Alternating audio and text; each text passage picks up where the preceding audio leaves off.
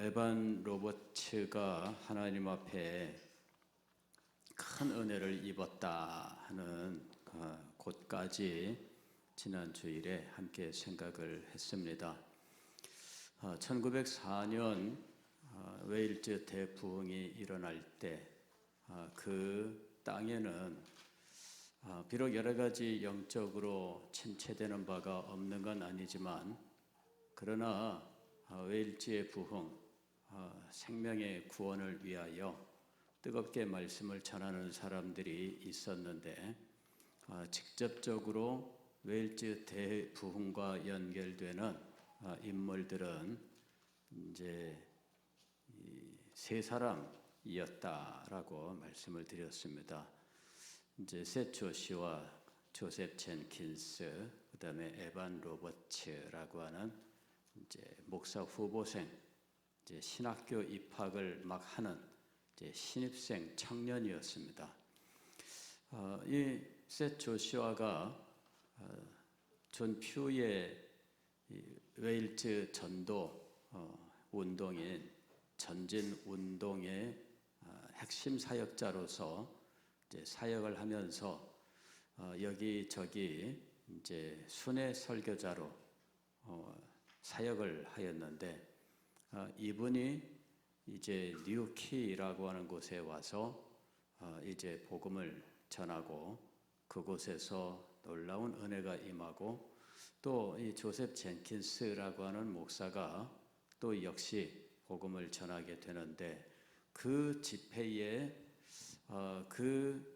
가까운 곳에 있는 교단 신학교 뉴캐슬 엠린이라고 하는 곳에 있는 이 신학교 학생들이 이제 많이 참석을 하게 됩니다. 그리고 그 학생들 입학을 앞두고 있는 학생들 가운데 에반 로버츠라고 하는 청년이 있었는데 이제 이 청년이 이제 한량없는 은혜를 입게 되었다 하는 것이죠. 그런데 이 에반 로버츠가 이렇게 놀라운 은혜를 입고 그리고 한 달 후에 그는 학교 공부를 중단한 채 고향 마을로 가게 됩니다. 그러면서 에반 로버츠의 고향에서부터 놀라운 부흥의 불길이 일어나게 되는 겁니다. 불은 고향 밖에서 불을 받아요. 물론 이 에반 로버츠가 벌써 10대 초반부터 소년 탄광 광부로 일을 하면서 그때 이미 신앙적으로 성장을 하고 아주 진실한 하나님의 사람이었던 것은 맞습니다만은 그래서 그가 목회자가 되어서 복음을 전할 마음을 가지고 헌신하게 되었지만 그러나 입학을 앞두고 학교에 갔다가 인근에서 진행되는 이 셋 조시아의 집회에 참석했다가 그때 놀라운 은혜가 그에게 임하게 되고 그 불길을 이 에반 로버츠가 자기 고향 마을로 가서 붙이게 되는 겁니다. 그런데 왜 자기 고향 마을이냐? 에반 로버츠가 환상을 보게 되는 거죠. 자꾸만 눈앞에 뭐가 나타나느냐면은 자기 어릴 때 다니던 고향 마을 학교 교실 그리고 자기 옆자리에 앉았던 친구들 이런 이 환상이 자꾸 눈앞에 보이면서 그들에게 가서 전하라 하는 이러한 강렬한 이런 도전을 그에게 계속적으로 임하게 되는 거죠. 그러니까 이 에반 로버츠가 한 달 만에 그가 견디다 못해 결국은 하나님의 그 뜻에 굴복하게 된다라고 하는 것입니다. 그렇게 해서 그가 고향 마을로 이제 드디어 가게 되는데 이때가 1904년 10월 31일 10월의 마지막 날입니다. 10월의 마지막 날 그가 기차를 타고 이제 고향으로 돌아오게 되는 거죠. 고향 마을은 굉장히 자그마한 뭐 항구라고까지 말할 수 없는 그냥 이 해안가를 끼고 있는 마을입니다. 제가 이제 거기를 가봤는데 그냥 조용한 시골 마을입니다. 뭐 차도 거의 다니지 않고 뭐 집들은 뭐 깔끔하게 이렇게 되어 있는데 아주 조용한 이런 사람도 별로 다니지 않고 차도 별로 없는 그런 곳이었습니다. 인상은 상당히 깔끔하다 이제 이런 인상이었습니다. 교회당이 한 자리에 두 동이 세워져 있습니다. 하나는 낡았고 하나는 새로 지은 것인데 그 앞에는 이제 이렇게 탑이 있어요. 그래서 거기에 이 에반 로버츠의 1904년 이 부흥에 대해서 이렇게 이제 기록이 되어 있습니다. 그리고 이제 이 교회당 하나는 옛날 교회당인데 그 교회당은 그냥 보존하는 거예요. 그리고 새로 지은 예배당이 이제 사용하는 현재의 건물인데 뭐 나란히 지어놨어요. 나란히 지어놓고 그 다음에 이 두 건물 사이는 뭐 통로로 되어 있는데 뭐 그렇게 넓지는 않아요. 그 통로를 지나가면 교회 뒤에 이제 자그마한 묘지가 이제 조성되어 있습니다. 그리고 그 묘지에 에반 로버츠와 그 가족들 묘지가 이렇게 형상이 되어 있습니다.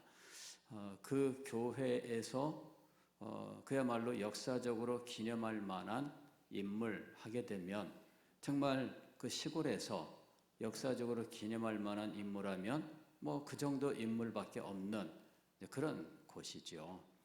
그런데 에반 로버츠가 1904년 10월 마지막 날 31일에 친구에게 편지를 써서 보냅니다. 나는 이제 고향으로 돌아간다. 그러면서 오랫동안 마음에 고통을 주던 것, 지금 자기가 공부를 해야 되는 것이 당면한 일이지 않습니까? 그것을 위해서 지금 학교에 온 거잖아요.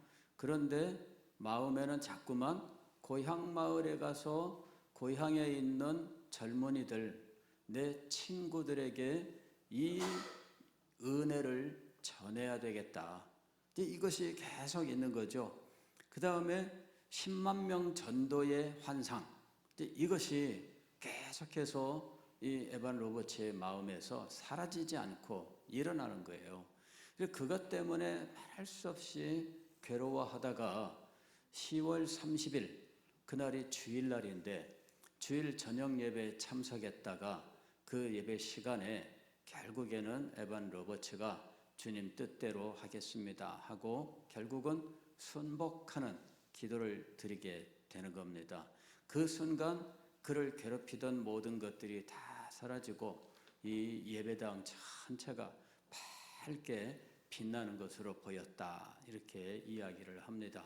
그 다음에 앞에서 예배 인도하는 목사님과 자기 사이에 뭔가 빛과 같은 뭔가 어떤 빛의 뭉치와 같은 무엇인가가 있는 것만 같았다 뭐 이렇게 이야기합니다. 그리고는 그는 다음날 아침에 기차를 타고 이제 고향으로 돌아오는 거예요. 집에서 깜짝 놀랐죠. 집에는 부모님과 그다음에 여동생 3명, 남동생 1명 이제 이렇게 있습니다. 그래 이 식구들이 모두 깜짝 놀라는 거죠. 웬일이냐? 아버지도 깜짝 놀라가지고 공부하러 간다더니 왜 중간에 돌아왔느냐? 포기한 거냐?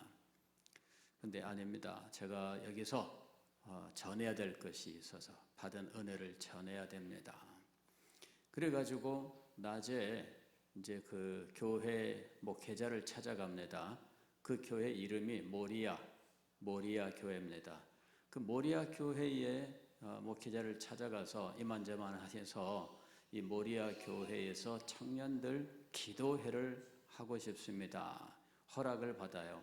또 인근의 마을에 또 다른 교회에 가서 목회자를 만나서 협조를 구하고 이제 협조 약속을 받게 됩니다.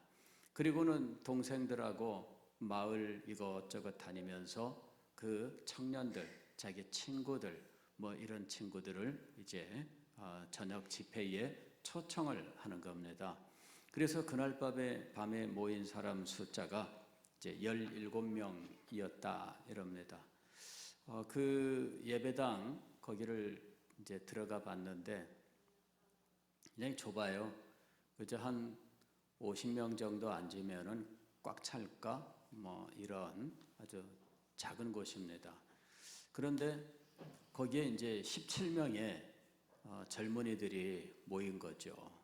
그래서 에반 로버츠가 간증을 하게 됩니다. 자기가 지금 신학교 입학을 위해서 뉴캐슬 랩넨에 갔는데 그 근처에 뉴케이라고 하는 곳에 집회가 있었고 이제 자기도 거기 집회에 참석을 했다가 이만저만한 하나님의 은혜를 입었노라.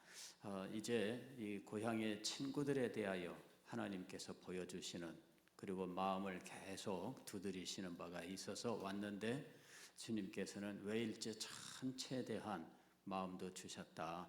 이런 내용들을 간증하고 지금 하나님께서 어떻게 역사하고 있는지 이 일에 대해서 증언을 한 겁니다. 이 웨일즈 서부 해안 지방에 있는 여러 마을들에서 일어났던 놀라운 하나님의 역사, 그리고 그곳에 있는 청년들이 은혜를 받은 겁니다.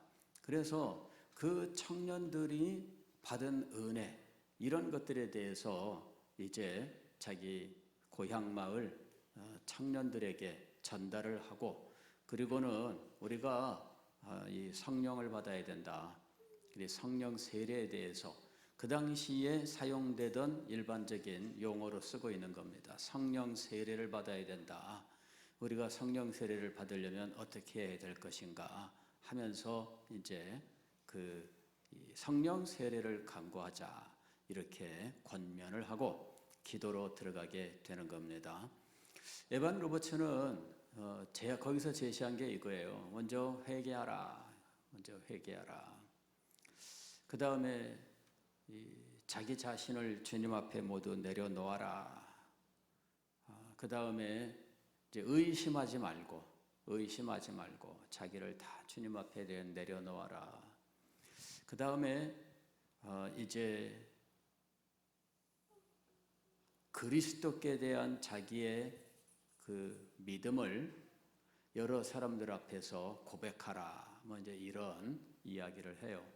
그래서 그날 밤에 기도하고 그 다음에 뭐 회개하며 자기를 내려놓고 자기의 모든 아집과 고집과 생각을 다 내려놓고 주님 앞에 모두 드리기로 하고 이렇게 하면서 이제 한 사람 한 사람 돌아가면서 이제 그리스도께 대한 자기의 믿음을 자기의 입술로 자기 마음으로 이제 고백을 한 거죠. 그래 다 고백을 하도록 했는데 그날 그 에반 로버츠의 가족 동생들과 심지어는 부모님까지도 이러한 고백하는 자리에 다 나오게 된 거예요. 그리고는 이 부흥은 에반 로버츠의 가정에서 먼저 불이 붙었어요. 그때부터 이 가족이 모여서 가정 예배를 처음으로 드렸대. 생전 처음 가정 예배를 드렸다. 이렇게 자기 친구한테 이제 간증을 했는데 가정 예배를 생전 처음 드렸대요. 그리고 날마다 집에서 가족 기도회를 가진 거예요. 기도회를 가졌는데 자기 아버지까지도 신앙 고백을 하면서 기도회에 같이 동참을 하면서 온 식구가, 그러니까 부모님하고 또 여동생 3명, 남동생 하나 하면 자기까지 7식구잖아요. 이 7식구가 모여서 날마다 기도회를 가지면서 이제 에반 로버츠의 이 사역의 가정이 힘이 된 거예요. 참 보면은 하나님의 일을 하는 데 있어서 가족이 힘이 된다 같은 기도의 동지가 되고 또 그 사역을 밀어준다는 것은 굉장히 중요한 겁니다. 우리 교회가 교회에서 직분자를 뽑을 때 장로님 또 시무집사님, 권사님 뽑을 때 그때 부부가 다 같이 신실한 사람이 아니면 사실은 안 뽑는 것이 전통입니다. 왜냐하면은 한 사람은 열심인데 한 사람은 열심이 아니다.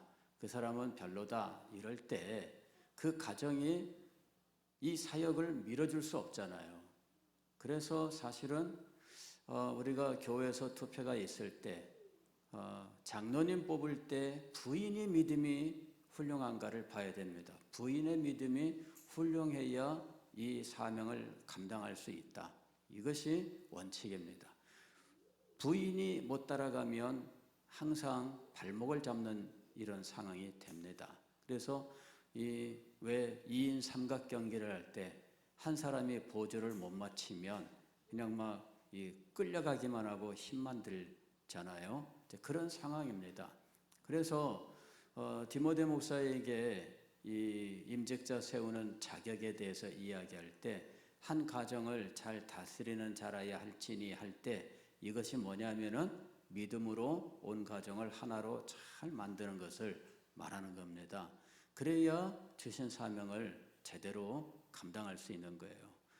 서로 기도가 위해서 기도할 수 있고 또 무슨 일이 있을 때 서로 함께 하고 하는 이것들 이게 제일 결정적으로 중요하기 때문입니다. 그래서 우리 그 한국 교회에서 항상 이것은 함께 했던 겁니다. 임직식을 할 때에도 부부를 함께 앉힙니다. 안수받는 사람은 뭐 이제 남편이 안수를 받지만 부인도 옆자리에 같이 앉힙니다. 이유는 뭘까요? 2인 삼각이기 때문이에요. 가정이 힘이 돼야 돼요. 가정이 힘이 돼야 돼요. 그래서 교회 일을 하려고 하는 사람들은 일단은 가정을 믿음의 가정으로 잘 이끌어 나가는 것이 정말 중요합니다. 과거에 제가 학생 시절에 다녔던 우리 모교회 거기에 한 집사님이 계셨는데 그 집사님은 교회를 정말 열심인 분이에요. 어쨌든 그런데 부인은 교회를 안 나와. 부인은 그 아들과 딸도 교회 열심히 나오고 어느 자리든 열심히 하는데 부인은 교회를 안 나오는 거예요. 그런데 그분이 이제 안수 집사까지 됐거든요. 근데 부인이 교회를 안 나오니까 결국은 이 장로님이 될 수가 없잖아요. 예.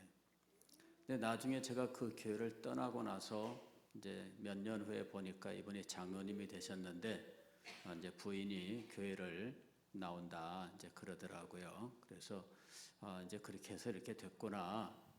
근데 이제 이런 건 있어요.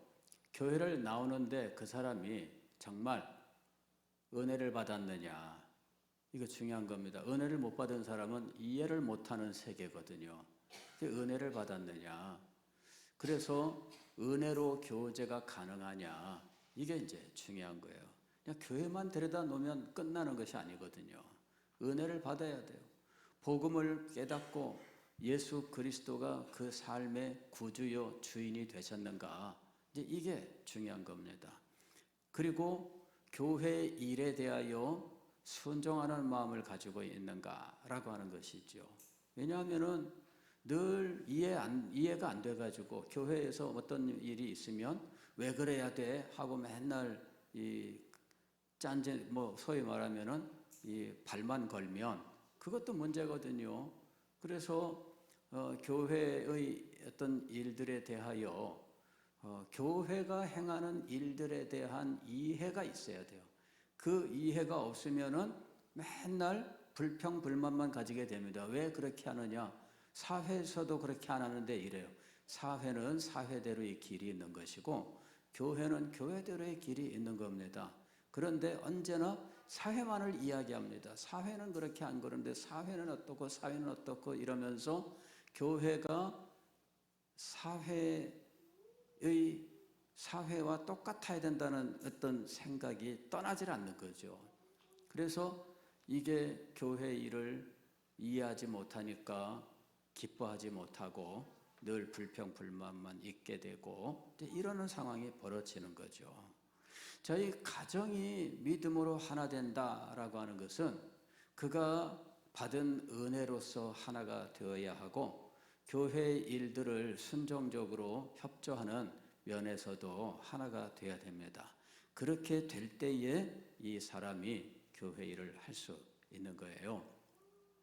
에반 로버츠의 가정이 첫날 에반 로버츠가 와서 기도회를 가진 그 첫날 정말 온 가정이 그리스도께 대한 믿음을 여러 사람 앞에서 고백을 했어요.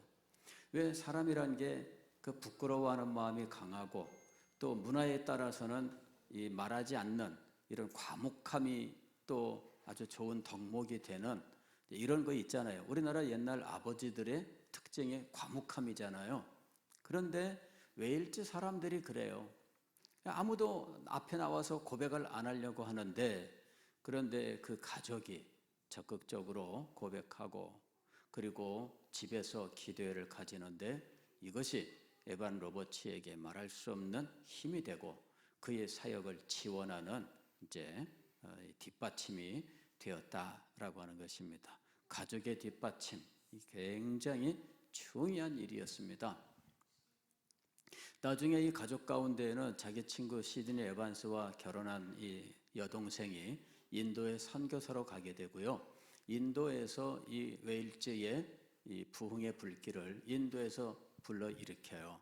그리고 이 인도에서 일어났었던 이 부흥의 이 소식이 중국으로 전해집니다. 웨일즈와 인도, 중국으로 전해지고 중국에 전해진 이 부흥의 소식이 선교사들을 통해서 그 당시에 우리나라 조선 반도에 전해지게 되는 거예요. 그리고 그 소식을 들은 사람들이 1907년 1월 달에 있는 평안도 지역의 이 부흥 집회 그 준비하는 위원들에게 전달이 됩니다. 그 위원들이 그 기도회를 가질 때에 웨일즈 부흥의 소식, 인도 부흥 소식 이것이 전달되고 그래서 그들도 역시 이와 같은 부흥의 은혜를 소망하면서 우리가 더 기도하고 준비합시다 하면서 기도하기 시작을 한 거예요. 그리고 그 준비위원회에서 준비를 잘 해서 1907년 1월 초에 이제 부흥 집회가 있게 되는데 그 부흥 집회에서 드디어 우리가 말하는 1907년 평양 대부흥 이것이 일어나게 되는 겁니다. 그래서 1904년 요 웨일즈 대부흥은 실상은 1907년 평양 대부흥까지 연결되는 이런 이 엄청난 부흥의 영향력을 가지고 있었던 것이었다 하는 것입니다. 그래서 제가 다음에 1907년 대부흥도 이야기하겠습니다마는 이 1904년 웨일즈 대부흥은 바로 이와 같이 전 세계적으로 부흥의 불길이 퍼져나가는 결과를 가져오게 됩니다. 그런데 그 일은 하나님께서 주신 비전을 마음에 품고 이것에 자기 자신을 드렸던 한 청년의 기도 속에서 이루어진 것이었다라는 것입니다. 그리고 이 청년이 그 일을 진행하는데 가족이 아주 큰 힘이 되었다라는 것입니다. 그 아버지까지 그 가정 기도회에 참여하고 그리스도에 대한 신앙을 고백하고 하면서 아들이 그 길을 가는데 온 식구가 함께 하게 되는 것입니다. 그리고 그때부터 진행된 저녁 기도회가 매일매일 날마다 그치지 않고 계속 진행이 되는 거예요. 그리고 이 기도회가 진행되는 동안에 주님께서 은혜를 베푸셔서 많은 사람들이 참석하기 시작합니다. 무조건 성공한 건 아니에요. 두 번째 날에는 낙심하기도 하고 의기소침해지기도 하고 이러는 일이 있고 그 다음에 세 번째 날 그날은 고백하는 사람들이 없고, 그래서 정말 안타까워서 막 기도하고 권면하고 기도하고 권면하고 뭐, 그런데 그날 20명이 결국은 고백하고 이루는 은혜를 주셔요. 그리고 갈수록 사람들이 소식을 듣고 몰려들기 시작을 하는 겁니다. 그래서 이 집회가 매일매일 진행되었는데 2주일째 들어가서 이 집회가 진행된 지 열흘째 되니까 신문사에서 취재를 하러 왔어요. 도대체 무슨 일이 일어나고 있는 것인가 해가지고 이 웨스턴 메일이라고 하는 이제 이 일간지, 전국적으로 이 배포되는 종합 일간지가 신문사 기자가 와가지고 취재해서 신문에 이 기사를 싣는 거예요. 지금 웨일즈 로우에서 일어나고 있는 놀라운 일 해가지고 기사를 싣는데 이게 몇 차례에 걸쳐서 신문에 기사가 실립니다. 그리고 신문을 본 사람들이 이번에는 계속해서 이곳으로 몰려들기 시작을 하는 겁니다. 시작한 지 2주일 만에 이제 이 불길은 끌 수 없는 불길이 된 거예요. 그리고 에반 로버츠는 마음에 늘 이렇게 갈등으로 있었던 이 학교의 문제, 이제 결단을 내리게 됩니다. 지금은 내가 학교로 돌아갈 수 없다. 지금 하나님께서 베푸시는 은혜가 있고 이 일을 위하여 내가 웨일즈를 품에 안고 가야 된다. 그래서 그는 이제 학교에 대해서는 딱 마음을 정합니다. 지금은 내가 학교 갈 때가 아니다. 나는 지금은 은혜가 내리는 이 때를 섬겨야 한다. 그리고 그가 가는 곳, 탄광촌 이런 모든 곳에서 하나님의 은혜가 임하고 그 다음에 그 시대에 말씀을 전하고 복음을 전하던 유수한 이 사역자들이 또 이 부흥의 불길 속에서 사역을 하면서 6개월 만에 10만 명이 주님 앞에 돌아왔다라고 하는 놀라운 결실을 맺게 되는 거예요. 그리고 이 부흥의 불길은 정말 그 시대를 살리는 놀라운 역사를 일으키게 됩니다. 제가 우리 시대의 우리 역사를 살펴보면서 지금 이 시대의 영적 현실을 보면서 여러 가지로 고민하고 괴로워하고 기도하고 하였는데 어떻게 해야 할까 정말 많이 고민을 했습니다. 이것도 저것도 다 해봤으면 연구도 하고 이런 프로그램 어떨까 저런 프로그램 어떨까 많이 뒤져보기도 하고 했습니다. 그런데 결국 무엇이냐면은 시대를 이기는 것은 우리들의 프로그램이 아니더라 하는 거예요. 시대를 이기는 것은 하나님의 은혜의 역사입니다. 은혜의 역사만이 시대를 이길 수 있어요. 이 시대를 무엇이라고 표현할 수 있을까? 많이 말할 수 있겠죠. 배교의 시대라고 말씀을 드려야 될까요? 하나님께 대한 거역이 정말 하늘까지 이른 시대라고 말해야 될까요? 교회에 대하여 얼마나 많은 반감들이 있으며 복음에 대하여 얼마나 많은 이 대적들이 있습니까? 그러니 어떤 분이 그러는 거죠. 이 천주교 신부가 어떤 사람이 유튜브를 보니까 기독교에만 이 예수 믿어야만 구원받는다는 이런 것이 성경에 어디 있느냐 그러면서 부처는 부처를 믿는 사람은 부처 믿는 대로 구원을 받을 것이고 신부님이 그랬다는 거죠. 그러니까 그거 그런 것들이 환영받는 시대 지금이. 그래서 지금 심각하다. 이걸 어떻게 할 수 있을까? 전도가 안 되는 시대다. 정말 어떻게 해야 될까? 거기에다가 이상한 그런 이단들이 설치고 다니고 그래서 오히려 기독교에 대하여 더 지금 이 인상을 망치는 이런 일들이 지금 벌어지고 있어요. 코로나 끝나고 난 다음에 이 신천지가 무죄 판결을 받았습니다. 그리고 난 다음에 지금 현재 신천지는 살판 난 것처럼 막 헤매고 다닙니다. 이제는 신천지 위장도 안 합니다. 이제는 위장 안 합니다. 신천지 해가지고 아예 대놓고, 그 다음에 유인물도 아주 옛날 같지 않고 이제는 고급 인쇄를 해가지고 막 뿌리고 다니고, 뭐 신천지 이제는 숨지 않습니다. 예, 이젠 대놓고 이름도 밝히면서, 옛날에는 숨기고 그리고 모략이라는 이름으로 가장하고 교회에 들어와서 뭐 이랬는데 지금 안 그럽니다.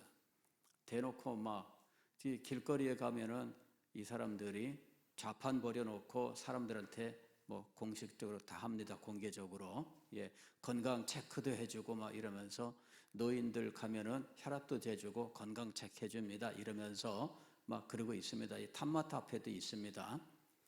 그러는 시대입니다. 우리가 어떻게 해야 될까?